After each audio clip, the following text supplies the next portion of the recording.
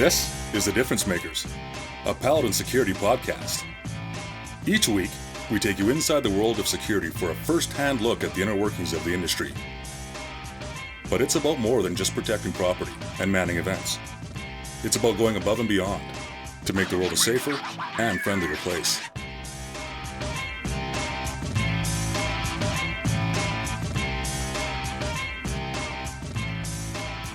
Hey everyone, and welcome to The Difference Makers. I'm Christina Haydanis. We are going to start off with a big topic, security misconceptions, and what people think the job is compared to what it actually entails.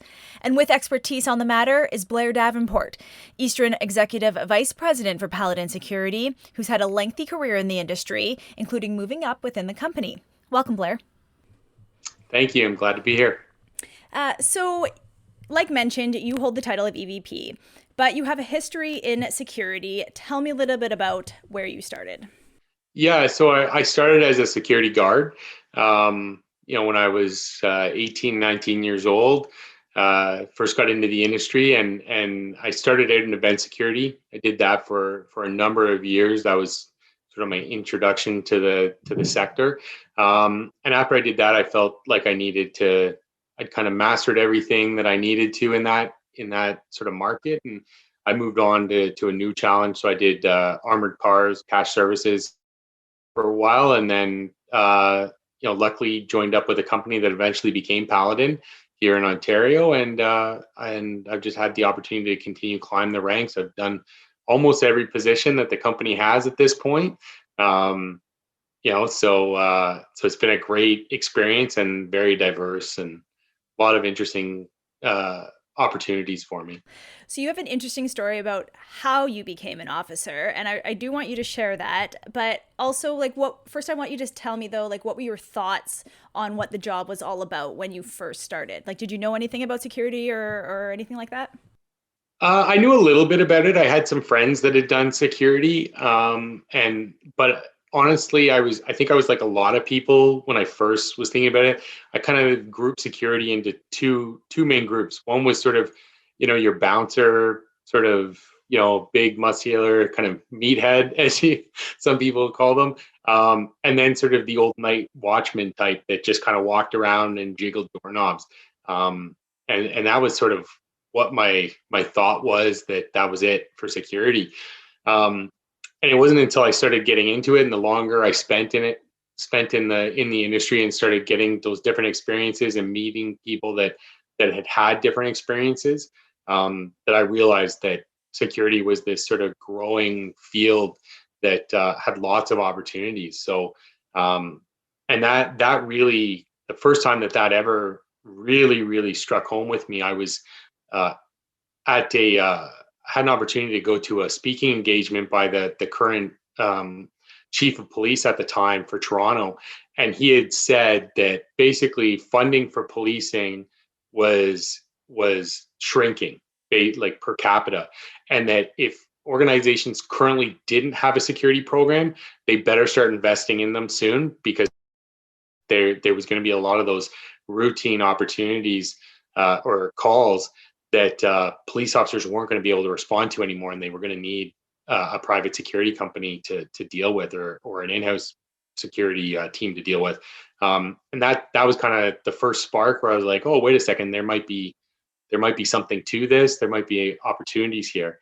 As far as how I got into the security industry, totally by accident. I was out with a group of friends, and we wanted to get into a concert. It was in a sort of small venue, and we went up to the door, and we didn't have tickets. The place was sold out; it was filled to capacity. But I went up to the door, and I knew the guy who was working security at the ticket sort of entry point. So I was talking to him and explaining, seeing if there was anything he could do, and he asked me to wait a minute. Went back and got his boss, and he came to the front, and I was with a group of guys, and basically they told us that if two of our group would agree to work for the company, that they would get us all in without the tickets for the night. So I kind of drew the short straw in that situation, and me and one other guy agreed to work. And they let me in for the night, and as I left for the night, they told me when and where to show up and to bring black pants and black boots, and they would have a shirt ready for me, and that was it. I started the next night. It was a small company that only did sort of events and sort of lower end security type stuff.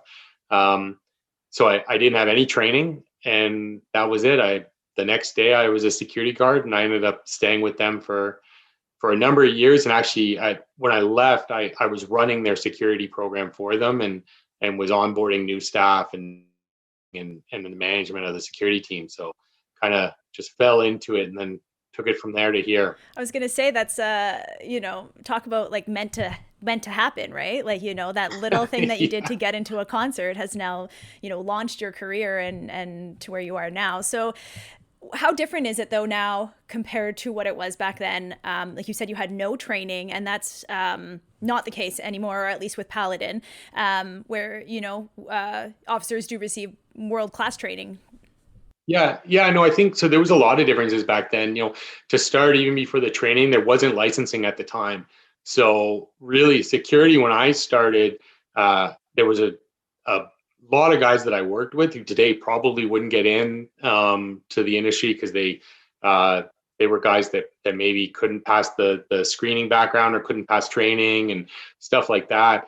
And that really, the industry really changed when they implemented this mandatory licensing. Initially in Ontario, it started as a company license, and then they transitioned it over to individual licenses, but they've had different variations across the country. So that was the first sort of major change and difference from when I started. The other thing, as you said, was the training.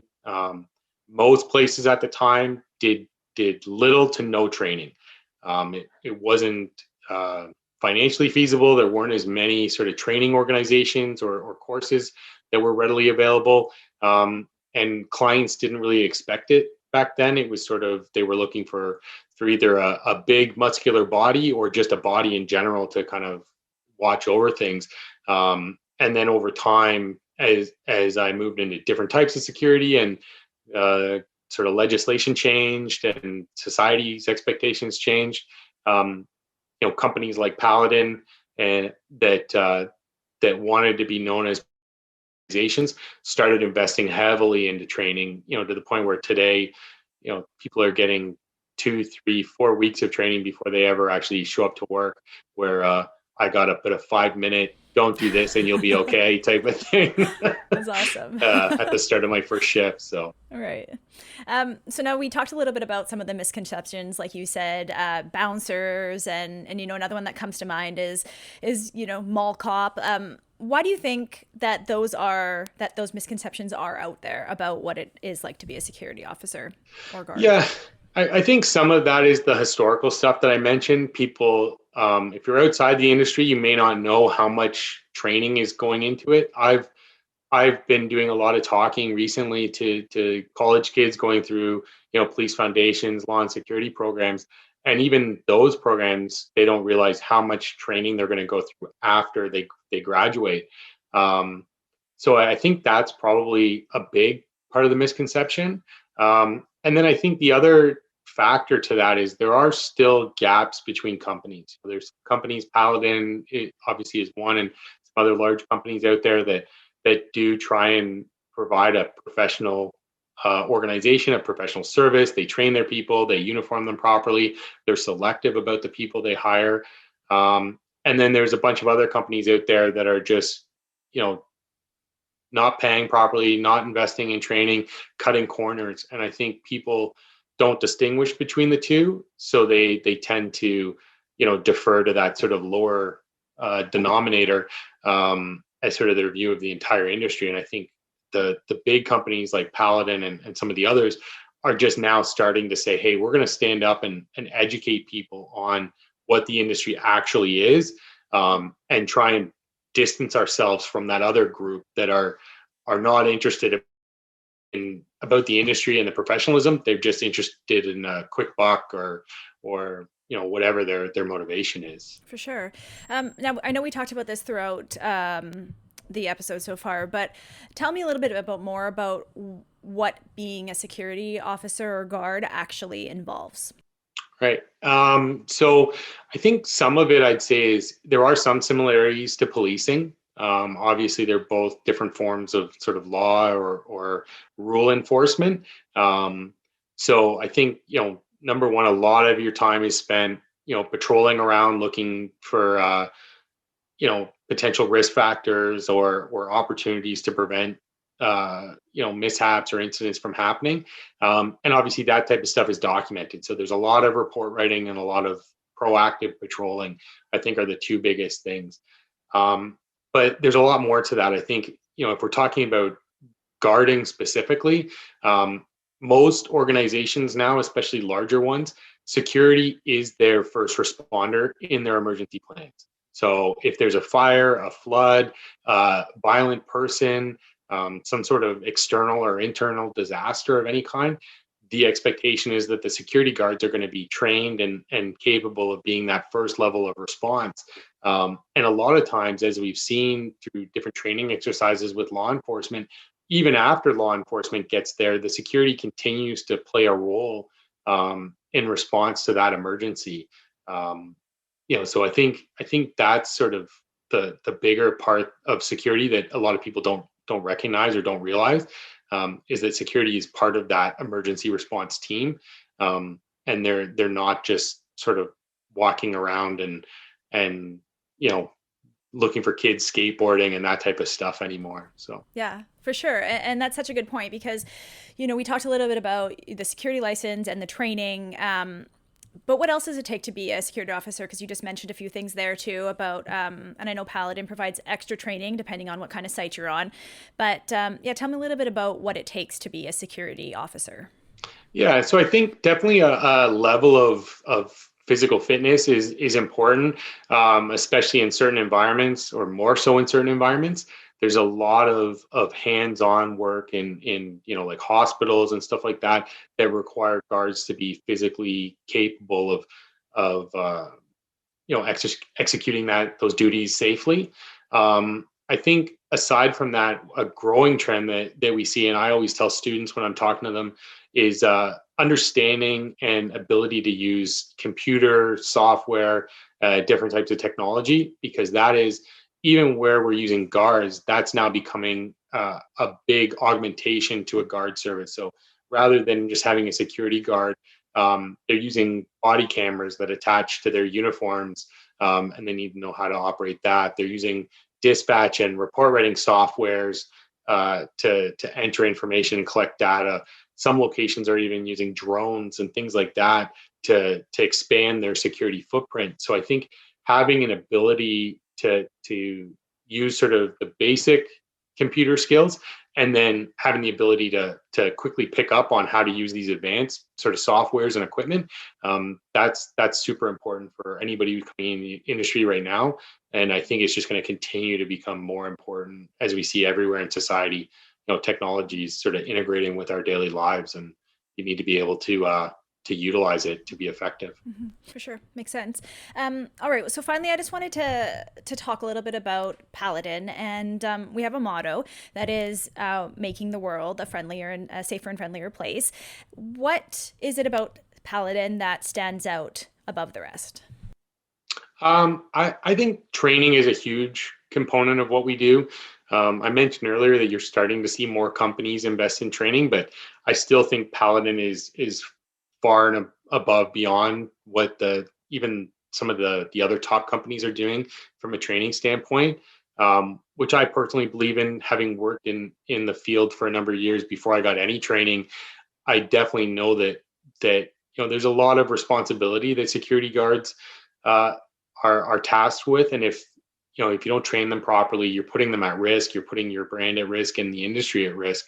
So I think that's something that Paladin has done differently, that I think definitely sets us apart from our competitors.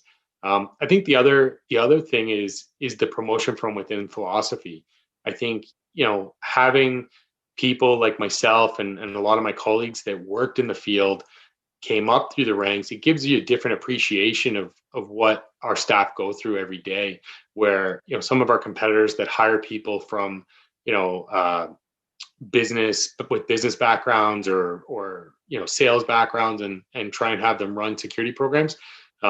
Obviously, they can learn security, so I won't say that. And there's some really really strong people around the industry that have come from different places and are now I have a lot of respect for them, but you can't replace that sort of understanding of what the frontline guard is going through on a day-to-day basis unless you've been in that role. And I think you look at all the way up to Ashley, the CEO of our company. He's worn the uniform, he's done patrols, he's worked night shifts, and I think having that sort of appreciation staff are doing in the field and the understanding of the challenges they're facing, I think is something that's not everyone can emulate that. And I think it definitely makes us a stronger organization. Yeah, no, that's definitely true. I couldn't have said it better myself. So is there anything else that you would like to add on this topic? I think, again, Paladin is looking overall, I say they're looking at professionalizing the industry. And I think that's something that's important. And it's something that the big companies, I think it's our responsibility to do. There are smaller companies out there that I'm sure some of them, if they had the opportunity, would be doing those things, but they're small startups and they don't have the funding or the expertise on staff to do it. I think there's other companies out there that probably shouldn't be in the industry, and that it's our responsibility to continue to push the industry forward, so that those that are coming up behind us but are not don't have the ability yet to do that we're helping them get the reputation and the industry get the reputation so that they one day can get to that level. And I think on the other side, that we get to the point where people aren't accepting the work that these other companies that don't care about the industry, they just care about the dollar, the work that they're doing, and sort of we either force them to change or force them to go find a different industry to work in. I think that's something that's really important to us, and I think it's something that the industry deserves from companies like Paladin. For sure. Well, thank you so much, Blair, for your insight. You squashed a lot of misconceptions, so that's good to hear. And if you would like more information on Paladin, you can visit our website at paladinsecurity.com.